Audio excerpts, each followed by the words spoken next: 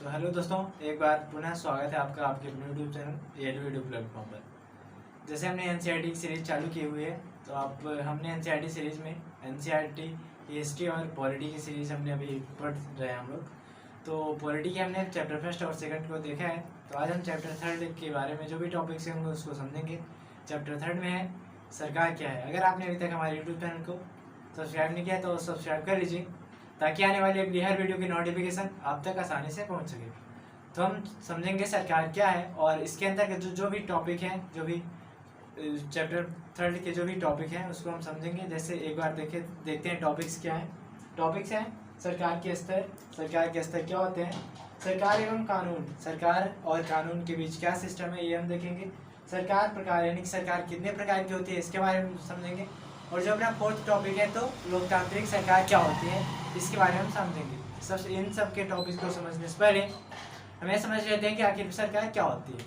जैसे किसी भी देश में कोई कानून बनाना हो, कोई भी नीति लागू करनी हो, कोई भी काम करना हो, इसके लिए सरकार की जरूरत पड़ती है। जैसे सड़क बनाना हो, शिक्षा के लिए कोई काम करना हो, कोई जैसे बाढ़ भूकंप आ जाती है, अंतर्राष्ट्रीय संबंधों को स्थापित करने के लिए और शांति स्थापित करने के लिए, इन सब के लिए किसी से जरूरत पड़ती है सरकार की।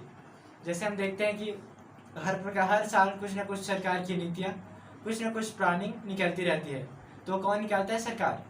सरकार वो कानून बनाती है जिसके तहत अपना वर्क करती है।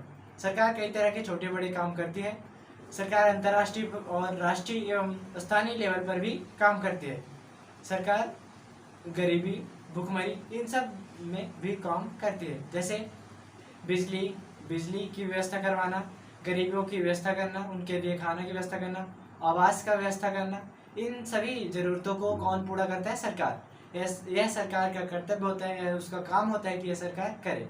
तो इसके जो टॉपिक्स हैं हम समझते हैं। सरकार के स्तर यानी कि सरकार कितने स्तर की होती है। सरकार के स्तर होते हैं जैसे राष्ट्रीय स्तर पर, अंतर्राष्ट्रीय स्तर पर एवं राज्य स्तर पर और स्थानीय स्तर पर।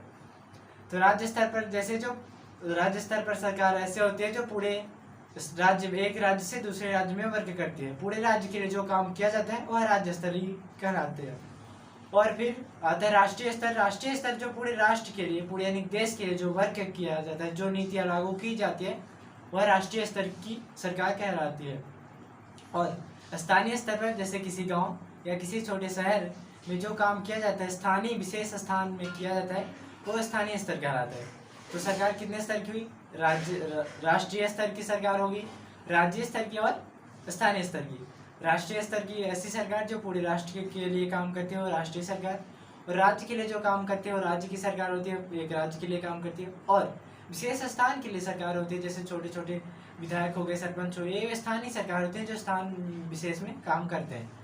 ये होगी सरकार के स्तर हो गए। फिर है अपना सरकार एवं कानून, यानी कि सरकार एवं कानून के बीच क्या है, तो इसे हम समझेंगे। क्या है सरकार? जैसे कोई भी कानून बनाते हैं, सरकार बनाती है। जो भी अपना यानी कि सिस्टम होता है सरकार का, सब कानून के माध्यम से होता है। जैसे ट्रैफिक रूल्स को फॉलो करना, किसी को सजा देना, कोई कानून बनाना। जो सरकार कानून बनाती है उसमें वो अपना सुधार कर सकती है, एवं कोई कानून बना हुआ है पहले से उसको भी सुधार कर सकती है।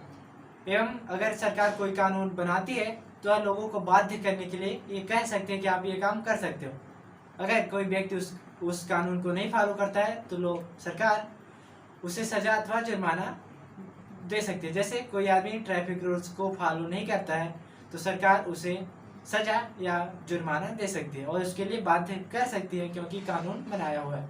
तो सरकार इस तरह के कई सारे कानून बनाती है जिसके तहत अपना काम करती है, और हमें उसे फॉलो करना पड़ता है और हम उसे मानते हैं। सभी लोग, सभी देशवासी उस कानून को मानते हैं और मानना चाहिए। ठीक। फिर अपना टॉपिक से सरकार के प्रकार, यानी सरकार कितने प्रकार की होती है। हर देश में कहीं आप देखेंगे कि लोकतांत्रिक सरकार है, कहीं प्रशासनिक सरकार है, कहीं कुलीन सरकार है, कई प्रकार की सरकार होती है। लोकतांत्रिक जैसे जहाँ लोकतंत्र यानी जनता का शासन है।